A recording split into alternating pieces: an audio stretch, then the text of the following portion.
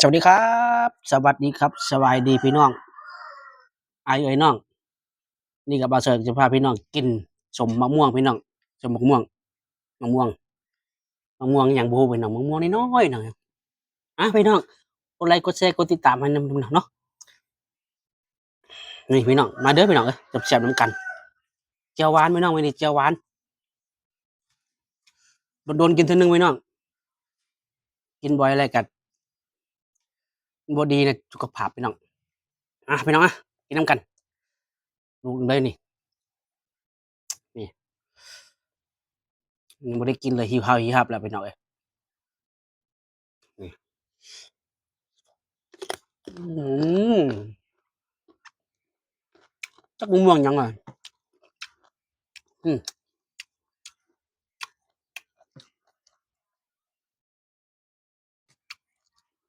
เข้าแล้ว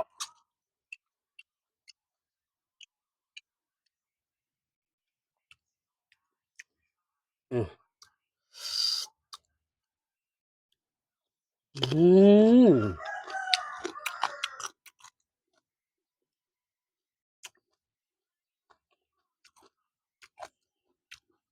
อืมแจ่วหวานใส่กุ้งจ่อมหน่อยหนึ่ง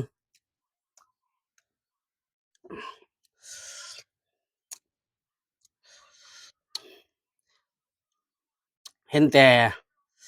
พี่น้องกินอยู่บ้านพี่น้องเอ๋ยอยู่ฝั่งสปปลาวบ้านเฮาพี่น้องคิดอยากพี่น้องบังเอิญว่าเห็นเอื้อยเขาเอามะม่วงมาให้พอดีป๊าดโตพอดีเหมาะเจาะเลยพี่น้องเห็นเขาเจ้ากินอยู่บ้านคือน้ำลายกึกๆเลยอยากกินนำเขามื้อใดเด้อจะได้เมื่อบ้านบ่ได้พู้นแหล้วพี่น้องเอ้ยเดือนเมษาสงกรานต์พู้นแหละสิเมื่อนี่ซื้อไปก่อนบ่ได้ซื้อดอกพี่น้องเอ้ยนี่ก็เอื้อยเพิ่น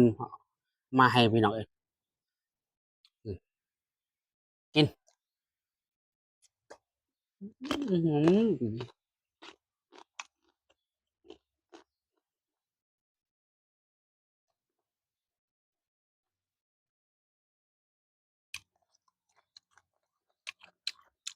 อืม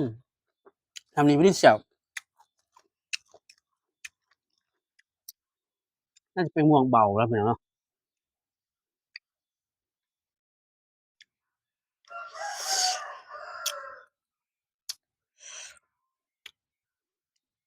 น้ำลายไหลอะดิพี่น้อง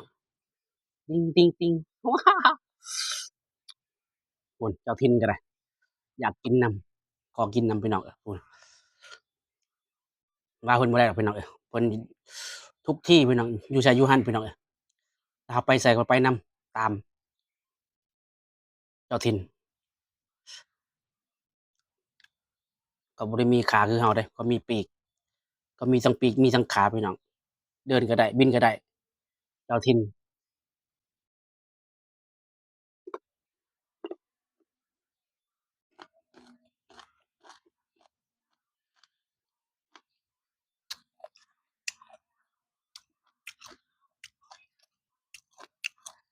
อืม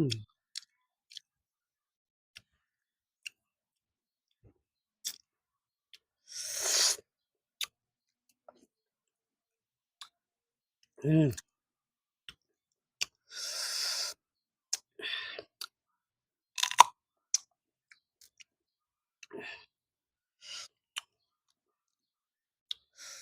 แซ่บได้ม่วงนี่พี่น้องเอ้ยน่าจะม่วงเบาเนาะ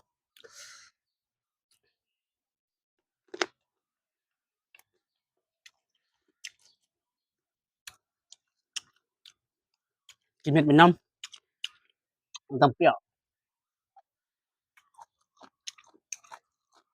ถ้าเอาเม็ดมันออกมันจะเปรี้ยวอื้อฮือ ฟันเกรียดเรากัดกันพี่น้องเอ้ยอืมมาเอาจากคำสองคำพอบ่ไหวแล้วฟันไปหมดแล้ว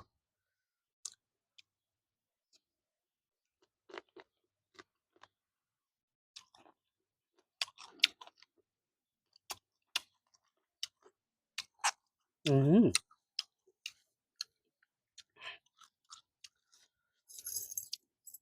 อ่า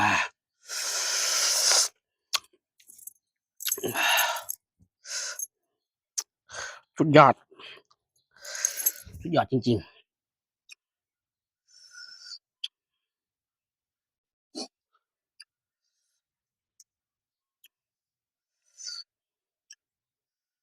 นี่พี่น้องนี่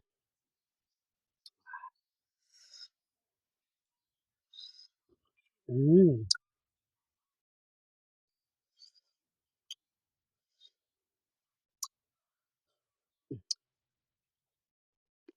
อืม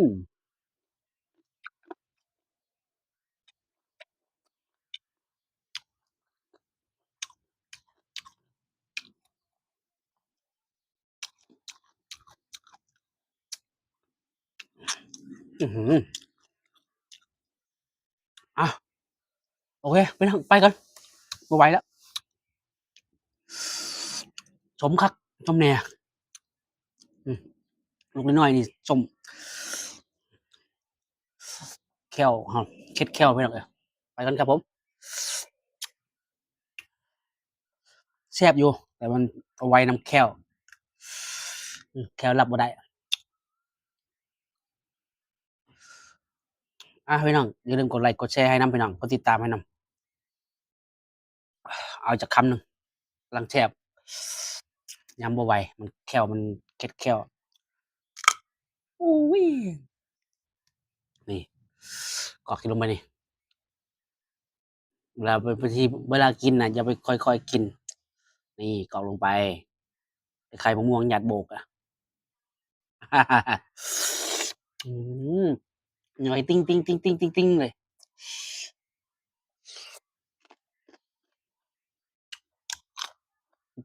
อืม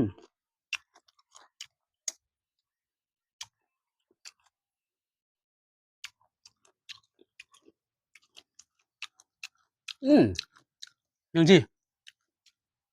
กินต่อไปอย่าเพิ่งจบเอามันจบไปเลยเอามันจน8 นาทีไปเลย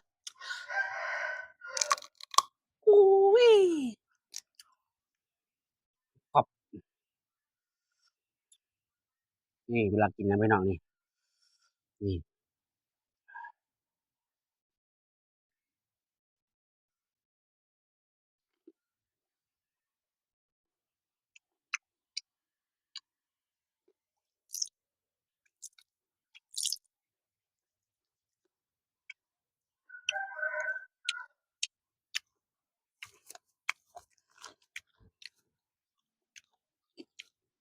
เชื่อเลยแบบง่ายๆไปก่อน